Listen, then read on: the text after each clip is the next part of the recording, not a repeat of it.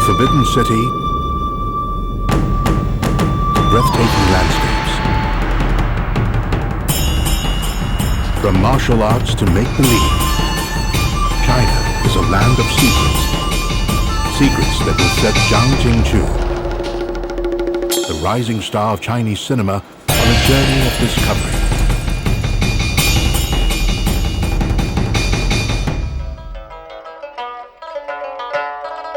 The ancient Chinese once played a sport that resembles what is today called the beautiful game, soccer. Could this popular sport the English are often credited with inventing has its earliest roots in China? We have made a history around football under FIFA, and we have discovered that the origin of football has been in China. How did this ancient game fade away into obscurity? What caused it to disappear? And what has spurred its revival in recent times? Hi, I'm Jing Chu. China is a land of many facets, rich in tradition and culture. With over 5,000 years of ancient history, there's much that still remains undiscovered.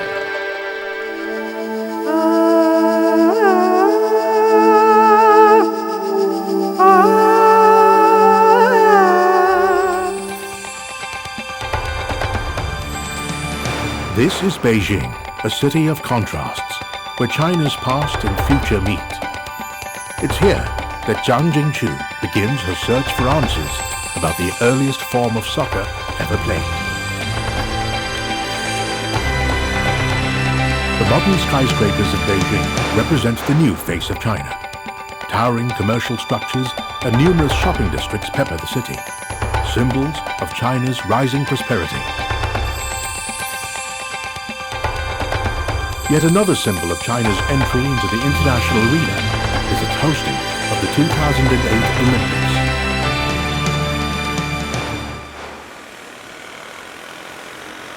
As with any other Olympic city, Beijing too has a purpose-built arena to host the 29th Olympiad. Over there is the Beijing Olympic Stadium. Because of its shape, the locals have given it the nickname Niao Chao, or bird's nest.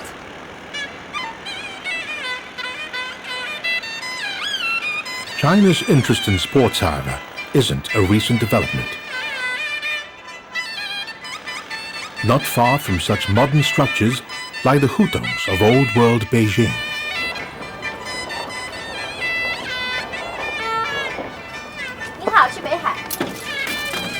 Built thousands of years ago, they are today lower-income housing that's become a minor tourist attraction.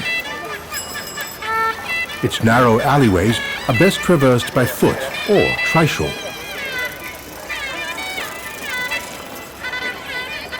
In the days of the emperors, these very streets may well have been makeshift arenas for the many ancient sports and games that were invented in China. Not surprising for a nation which now dominates the field. It is perhaps apt for the Olympics, the most prestigious of international sporting events, to come to China, because the pursuit of sports and sporting excellence has a long and illustrious history here.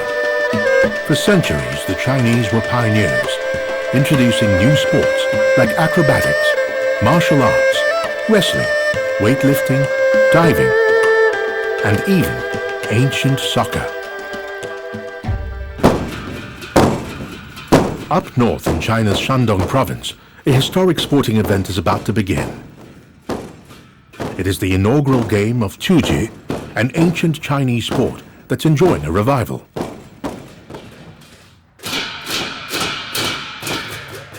This is the first time in hundreds of years Chuji is being played competitively on such a large scale.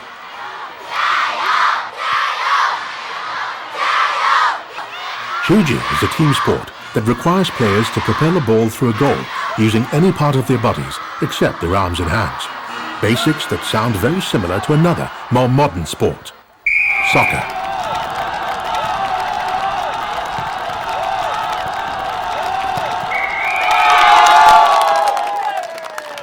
Soccer is a game that is loved all the world over, but especially so in the West, where almost all the major soccer competitions are organized. But what if this sport they call the beautiful game didn't originate in the West at all? There are those who say soccer has its beginnings in ancient China. Is this fact or fiction? To find out, one has to wait for sundown when the soccer fans emerge.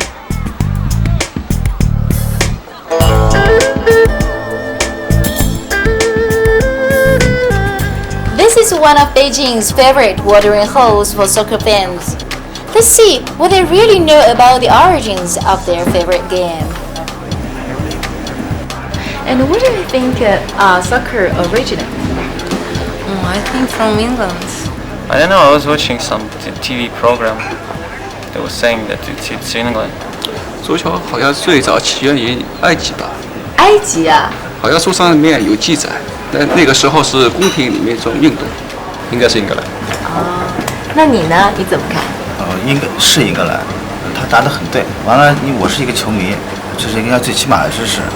那么就说在最早的时候，这是一种英国的宫廷活动，上层人物玩的。Most people seem to think soccer is an English invention, but tomorrow I will be meeting someone who has a different opinion.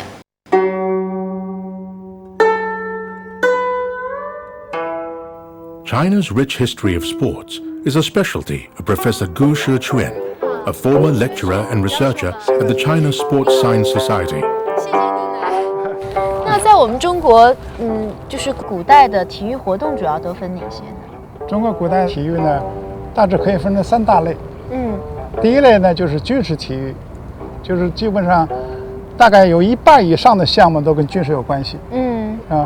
这个比如说这个武术，这大家知道了。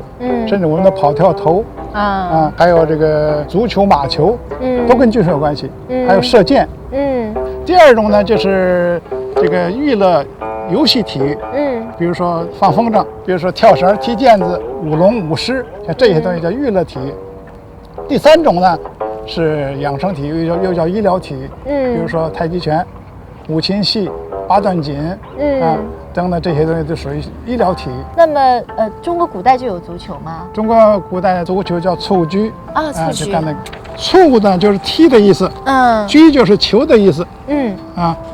这个又叫踏鞠和细球。那如果我想找到更多关于蹴鞠的资料，我应该去哪里找？你要想了解更多的资料的话，最好去问一下体育博物馆的崔乐全教授。The similarities between the two games warrant more answers, so Jing Chu will have to dig deep into China's past. A journey that will take her back thousands of years into the Chinese origins of the beautiful game.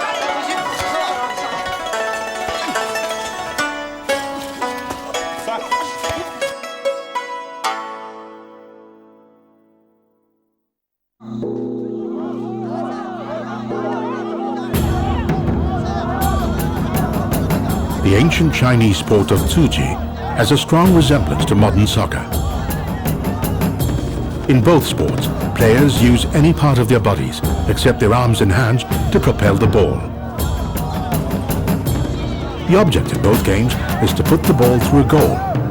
But unlike soccer, the Tzuji goal stood 3 meters in the air.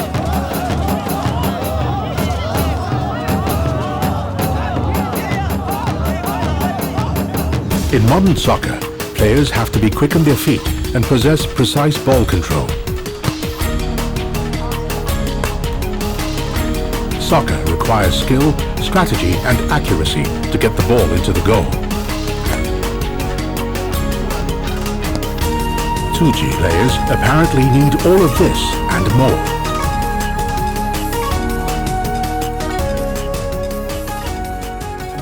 Jing Chu has sought out a leading expert in Tzuji, Professor Cui Le-Chuan, a researcher at the China Sports Museum. His extensive studies have traced the ancient sport to its very beginnings. 崔老师您好，我是张静初。请。是古教授推荐我来的，说您是研究蹴鞠的专家。欢迎坐。那个蹴鞠是不是足球的前身呢？或者跟足球有什么关系吗？可以这么说，古代的蹴鞠呢跟现代的足球呢，它很多地方是相同的，包括一些踢法，还有一些竞技性，但是也有不同。古代的蹴鞠呢，它是一个球门，就在中央有一个球门，现代足球呢是2个球门啊，这是它的很大的不同，两边各一个。哎，对。那个远处的那个是那是汉代的蹴鞠复原的一个复制品。汉代的蹴鞠呢有一个特点是实心的，它用4片这个皮子包起来缝起来，中间呢塞上毛发。所以这个时候还没有发。里面塞的什么毛？就是毛发，就是头发吗？对，就是人的毛发或者其他动物的毛发都可以。作为填充物，它增加它的弹性。我这存的资料可以给你看一下。Professor Cui tells Jing Chu about several ancient texts that mention Chuji. 看一下。The historical record called Boshu outlines a legend which tells of how Tuji was invented when the Yellow Emperor, who ruled China just before 3000 BC, cut off the head of his mortal enemy, Qi Yo, and kicked it around. Remarkably, the story that surrounds the invention of soccer in England also has such macabre details. Another set of records called Shuji by Sima Qian states that Tuji was played by common folk of the Qi kingdom around 300 BC. This is the earliest written record of Tuji in ancient China, and it predates any other evidence available around the world documenting the existence of a soccer-like sport. 那如果我要看到更多就是有关于蹴鞠的，比如说古代蹴鞠的那些资料什么，我应该去哪？这方面的资料在全国各个博物馆、文物机构都有收藏。这次我们建立足球博物馆以后呢，我们就把各地的文物复制借展，全部汇集到林芝的足球博物馆。通过博物馆呢展示呢，可以发现中国古代蹴鞠从发展一直到演变到最后消亡的整个过程一些细的。Looks like I'm going to 山东。所以就是。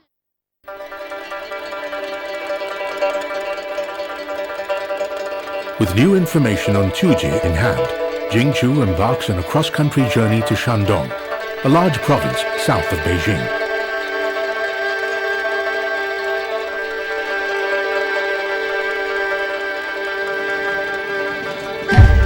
It's a 6-hour train ride, and time enough for Jing Chu to familiarize herself with the history of sports in China.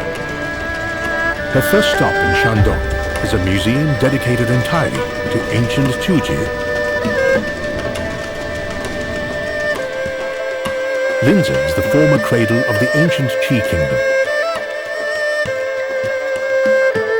It is today an industrial city that is famous for being the supposed birthplace of soccer.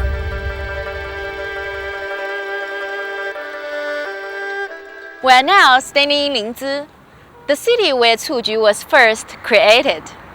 Up to now, we've been managing documents that prove Cuju's existence. But now, housed in this museum is physical proof of Cuju's ancient heritage. Mr. Ma Guoqing is the curator of the museum. For years, he's been dedicatedly collecting evidence on the history of Tuji. 您现在看到的，这是在云南苍山县的高山上，我们发掘的一幅早期人类戏球的一幅岩画。那岩画当中就描绘了早期的人类戏球的场景。在这人的脚底下，我们明显能够看到早期人类球类的痕迹。Mr. Ma explains that stone balls were first used for hunting, but eventually became part of ancient Chinese recreational activities. Stone balls like these were discovered in the grave of a boy dating back to the Neolithic period, some 6,000 or 7,000 years ago. An indication that ancient soccer may have begun in prehistoric times. But it was only when these impractical stone balls were replaced by those made from animal skins that the game really took off. 你看到的这个，这是汉代的一个蹴鞠城。这个蹴鞠城可以说是世界上最早的一个足球场。但是在2000年前的汉代他们蹴鞠的时候，并不是在专门的一个球场当中，而是在一个专门的蹴鞠城当中。那这个是不是就是像 According to Mr. Ma, there were many versions of Chuji played throughout China's history. The Chuji Cheng version of the game was called the 5 goals a side style. It was played by 2 teams, each with 6 players vying for the ball.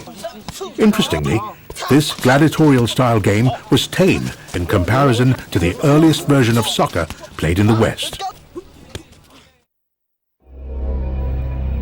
Documents at the Tsuji Museum state this ancient game is supposed to have spread from China to the West, where it eventually evolved into soccer as we know it today.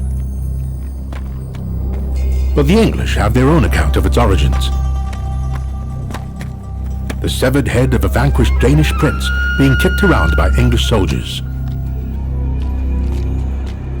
But the English account of soccer's invention is said to have taken place in the 1st century, about 300 years after the Chinese Qi kingdom origins of Tzu Chi.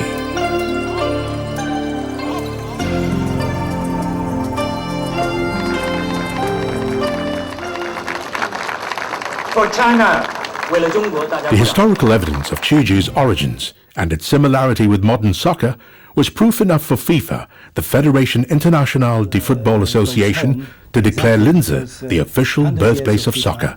We have made history around football and the FIFA, and we have discovered that the origin of football, or what we call now football, has been in China and in a city called Linz. 2005年的5月20号是国际足联的100年庆典，国际足联的秘书长和主席向我们颁发了证书和纪念牌匾，都在这个地方。对，这是非法的证书。对，这个证书在开幕式上，国际足联的主席布拉特和秘书长林斯向我们正式颁发的。自此呢，这个林兹就成为世界足球的起源地，蹴鞠就成为世界足球的起源。Both modern soccer and its predecessor, Chuji, require players to demonstrate fancy footwork and precise ball control. And the objective of most versions of Chuji matched that of modern soccer, to put the ball in the goal. Even with all the evidence available, not many people outside of China know about Tsuji. While its modern-day offshoot, soccer, continues to thrive around the world. This is because more than 300 years ago, Tsuji faded into obscurity. To understand why, we have to look at how Tsuji evolved into a popular sport and what kind of impact it had on ancient Chinese society.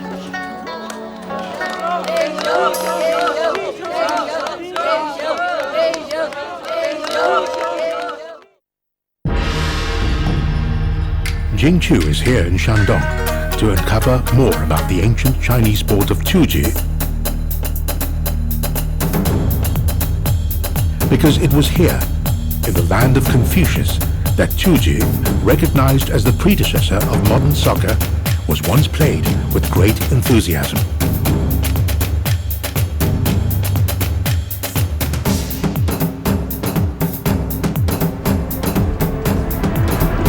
During the Han Dynasty, Chuji was used as a form of exercise to physically condition the emperor's armies. This sport would become so popular among soldiers, they would set up makeshift playing fields during breaks from duty, wherever they were. The form of Chuji, most popular with them, was the aggressive gladiator style. Players could tackle each other to gain possession of the ball, much like modern soccer. When Chuji became popular with the common man, it would often be played in the Baida style. Players would stand in a circle and try to keep the ball in the air for as long as possible, even resorting to acrobatics to do so.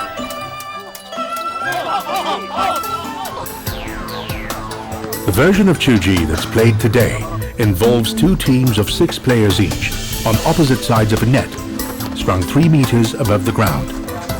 The goal is an 85-centimeter hole in the net. Players keep the ball in the air without the use of their hands and score by propelling the ball through the hole.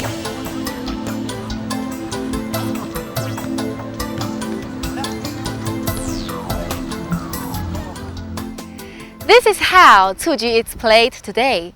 This follows the competitive style of the game that was popular in the Tang Dynasty. As it turns out, Cuji, like Chinese cuisine, had many flavors. Given that the two sports, though separated by centuries, have much in common, Jing Chu set up an informal two-a-side match to find out how soccer players would fare in Cuji. First, the two Cuji novices get some basic training on ball handling and learn the rudiments of the game. 你看那个球门，大概是3米高吧，这么样大。 Then they try juggling the balls themselves and realize it takes some getting used to.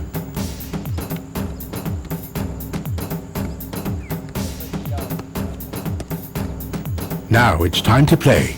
It's ancient Cuji exponents versus modern soccer players.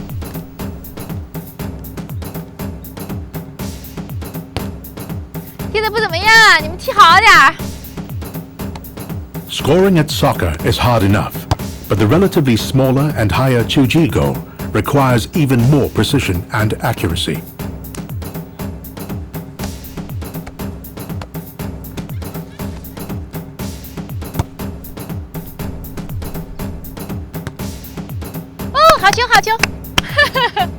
If Jing Chu's experiment achieved anything, it was to introduce two Chinese soccer players to a game that's not only part of soccer heritage, but their own culture.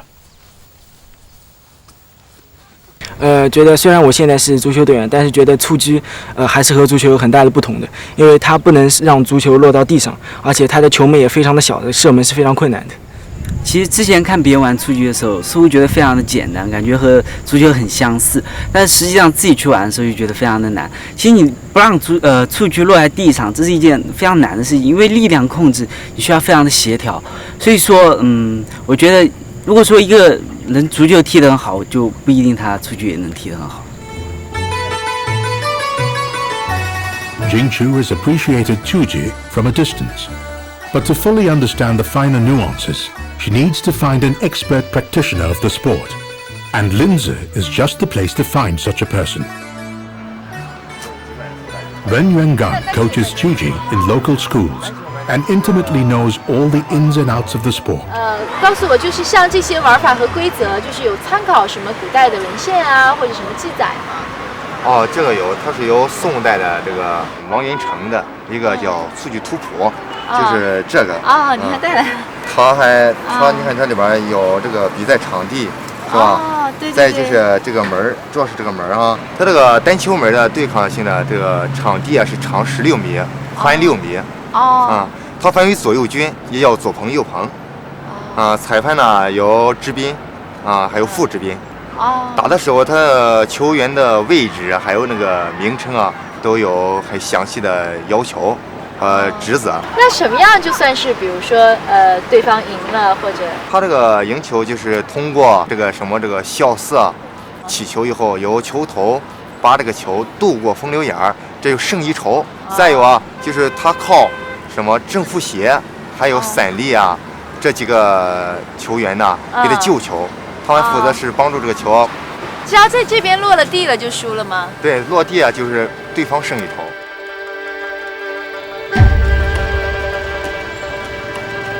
The similarities between soccer and Cuji extend beyond the playing field. Like soccer today, Cuji in ancient China began to develop a subculture that revolved around the sport. In modern China and elsewhere in the world, legalized gambling on soccer is a big draw.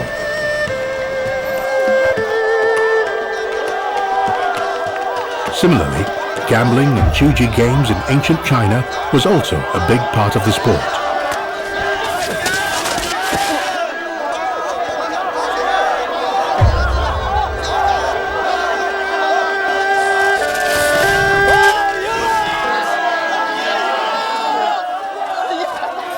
In order to play Cuji professionally, one had to join a club, not unlike today's soccer clubs, and learn from more experienced players. In fact, so popular did Cuji become in China that it even had its own deity, Qingyuan Miao Daozhen, to whom prayers were offered before each game to ensure a good result. There were even fanatical Tuji players like Xiang Chu, who played against his physician's orders and paid dearly with his life.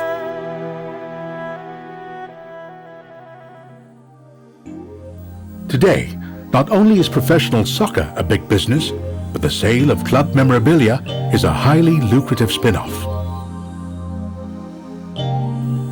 And you'll find almost anything and everything with club colors and motifs for the die-hard fan to acquire.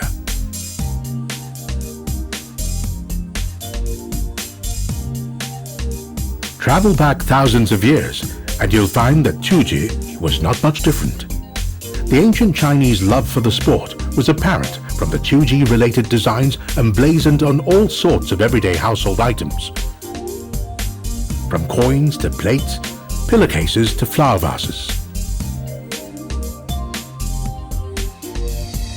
Today's soccer stars are international celebrities who command the adulation of millions of fans around the world.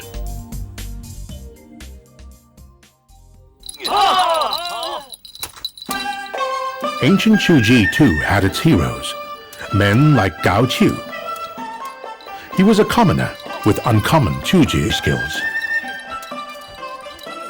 So adept was he in the sport that a local governor conferred upon him the title of court official.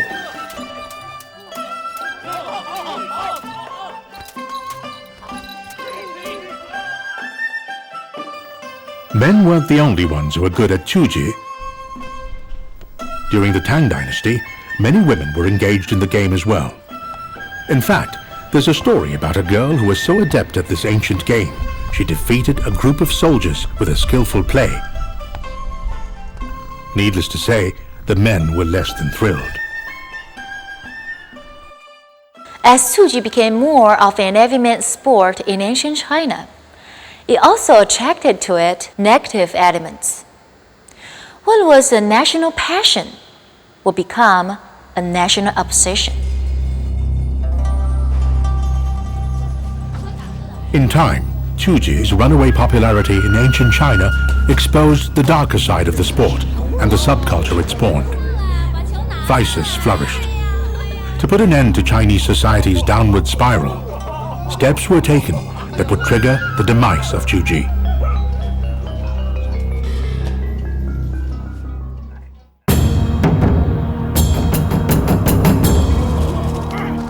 This is possibly the first international soccer match, a game of Tuji played between China and Japan. The type of Tuji probably played was the 5 goals a side variety. Both teams had 5 goal areas and 5 goalkeepers to defend them. Because of the intense difficulty of scoring anything at all, a single successful goal determined the winner of the game, much like the sudden death round in modern soccer.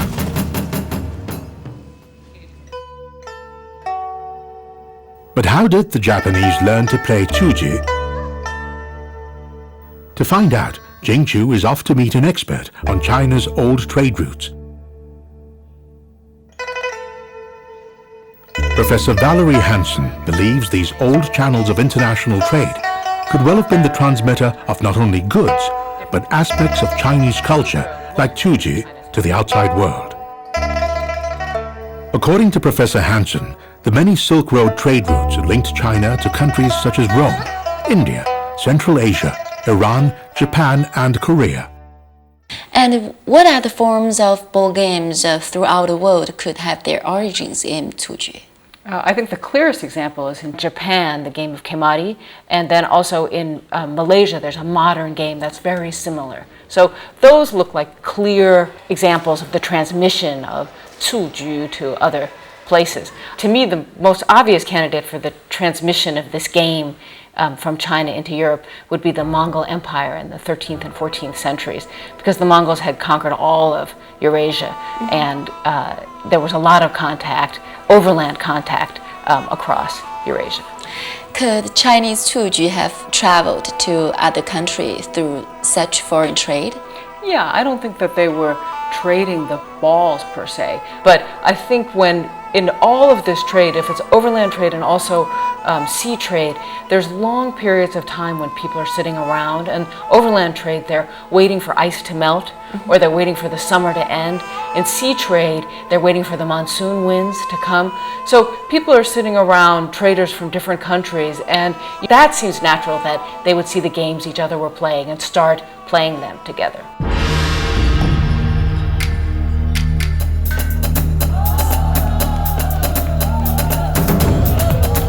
Meanwhile in China, Cuji had become a high-stakes sport. Winners of matches were gloriously celebrated. They were decorated with brocades, awarded silver trophies, and hailed as heroes.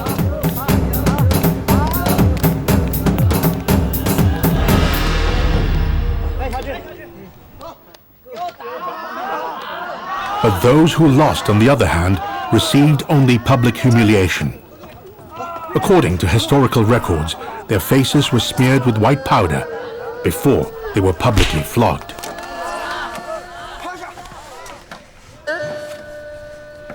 An act that gave a whole new meaning to the term loser.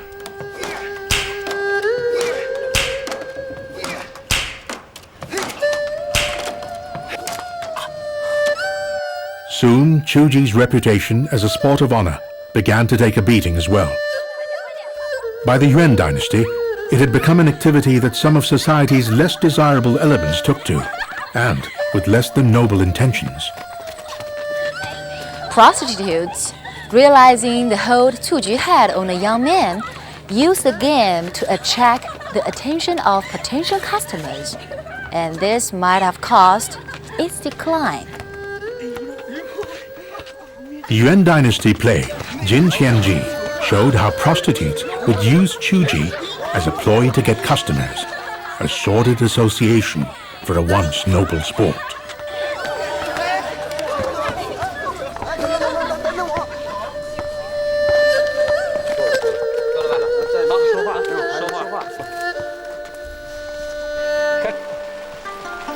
What had come to be seen as Cuji's corrupting hold also threatened the imperial administration. By the Ming dynasty, the sport had become a favorite pastime of the rich and elite.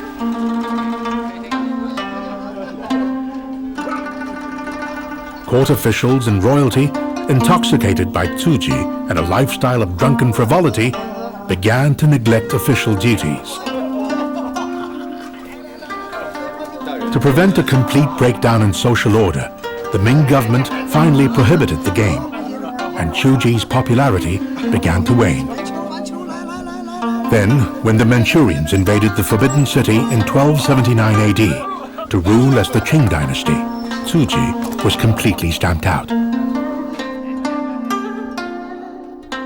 The new Manchurian masters asserted their authority by wiping out any trace of Ming China, Cuji included.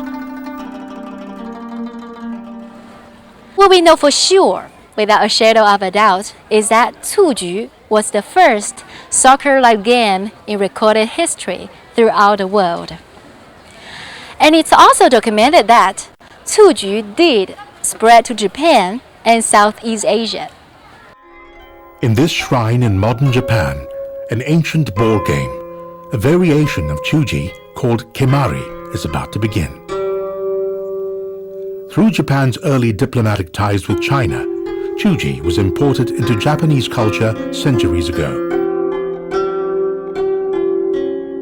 Kemari features an elaborate costume and highly ritualistic pre-game preparations. This sport is similar to the Baidar style of Cuji, in which players stand in a circle and keep the ball aloft while passing to each other. So close are the two sports, even the Japanese characters for Kemari and the Chinese characters for Cuji are one and the same. Kemari is still important in Japan today as a ceremonial kickoff to each new year.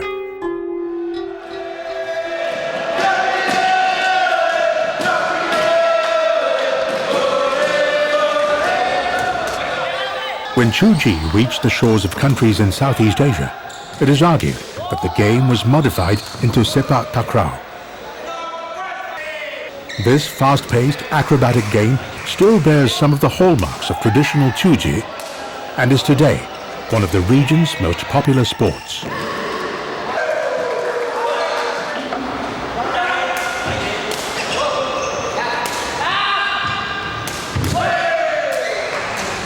Mr. Halim Kadir is the president of the Sepak Takraw Association in Singapore and has a clear grasp of the game and its history.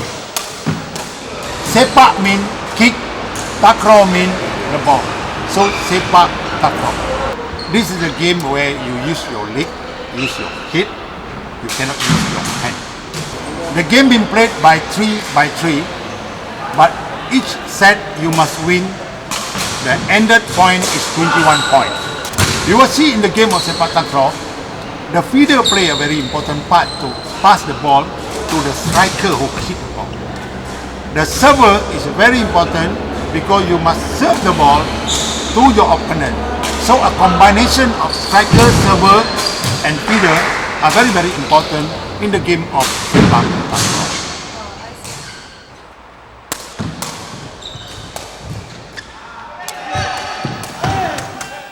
The similarities between Chuji and Sepak Takraw is evident not just in the rules of play, but even in the layout of the court and techniques used.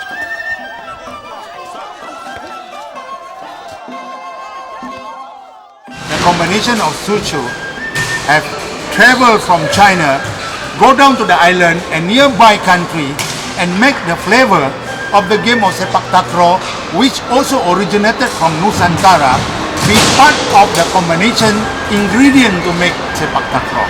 So I can say that if we can put all together, you can see that Sepak Takraw was also originated from China those days. Ironically, even as Chuji makes a comeback in China, the sport it spawned, Sepak Takraw, flourishes in Southeast Asia and is also gaining interest in the rest of the world. Ancient Chuji was lost to the Chinese for several hundreds of years. But China's status as an Olympic nation has stirred up renewed interest in sport.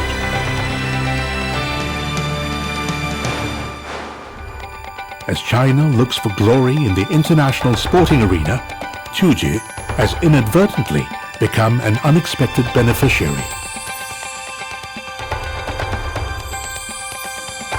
The steady rise of Chuji in China is in no small way the result of concerted efforts by its die-hard fans, including officials in the city of Linzi, the epicenter of the modern Chuji movement. With increasing interest in the sport, Chuji-related businesses are also growing. 杨先生，那么现在就是在做。现在在缝制是吧？首先需要就是把这个牛皮裁下来，裁下来以后裁成这样一个就是4片的，4片以后，然后是在里面开始缝制。缝制的时候，里面首先要就是附上这样一层了，然后是保持它的强度。哦，就是保持它的硬度，对吗？对，保持它的硬度。然后在里边首先要用的是细的线来把它缝制起来，然后在外边再衬一个这样的，就是一个白的皮条，古代有一个白的皮条嘛。这个边线缝的看不出来哪里是最后的那个。这个也是我们最有难度的。一般的就是人看的话，这个外边是哪是最后一针很难看出来。对对对，这个也是我们就是技术含量最高的一件，由专业人来负责。那这里面是填充什么呢？这种是填充羽绒的，羽绒服里面的那种羽绒。对，到了8片以后可以冲。Factory manager Yao Zisheng takes Jingchu through the different evolutionary stages of the Chuji ball. These were initially made with 4 pieces of leather, resulting in an oval-shaped ball, quite like that used in rugby or American football. Then, 6 pieces of leather sewn together and stuffed with human hair gave the balls a more spherical shape. When balls were made of 8 pieces of leather and pumped with air, they became rounder, lighter and more aerodynamic. Today's Chuji ball is made with 12 leather segments and is technologically superior. Each ball is painstakingly made by hand and closely resembles its distant offshoot, the soccer ball.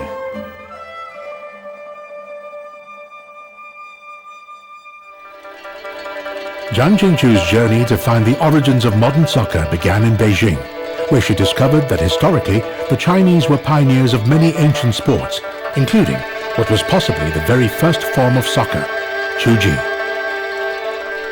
She then came across documents that proved that Qiuji was played during the Qi Kingdom in 300 BC, long before soccer was purportedly invented in Britain.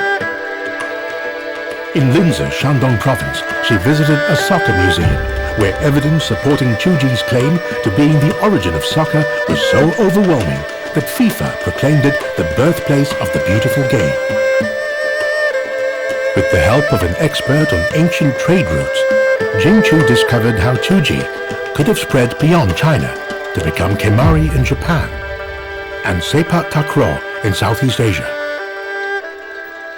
Back in the present, Jingchu is about to witness the revival of an ancient sport, once lost to the people of China.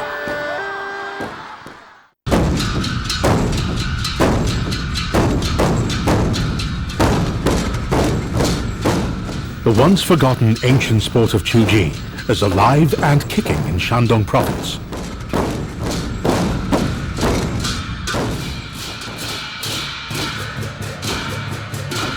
Just like old times, huge crowds turn up in droves to support their favorite teams.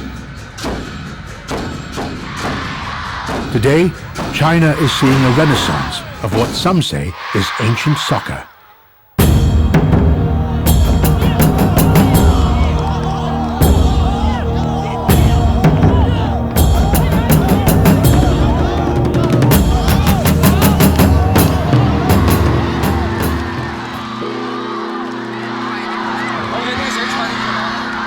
Here in Linzi, inspired by FIFA's declaration of the city as the birthplace of soccer, local authorities give Qiuji their full support by hosting their very first championships.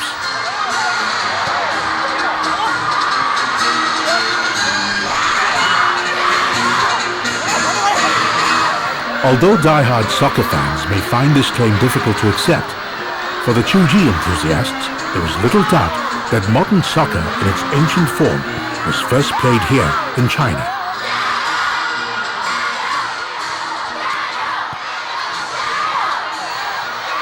Inspired by the success of the beautiful game, Qiuji may well find its place in the Hall of Fame as an Olympic event.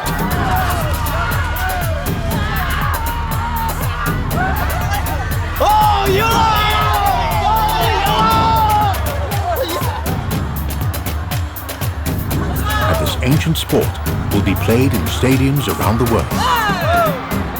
An achievement that will certainly be a source of national pride for the Chinese.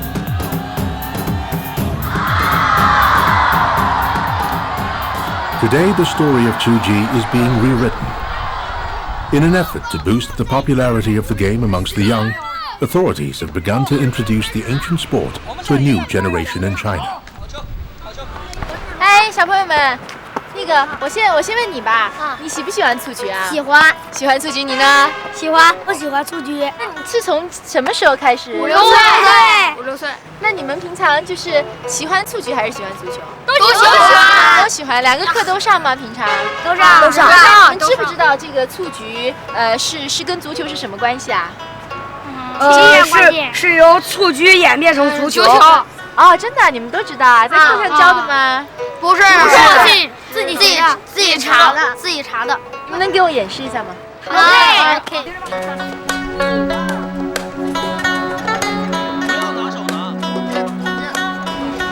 In these children lies the hope that this ancient sport, the earliest form of modern soccer, will find a new following beyond China.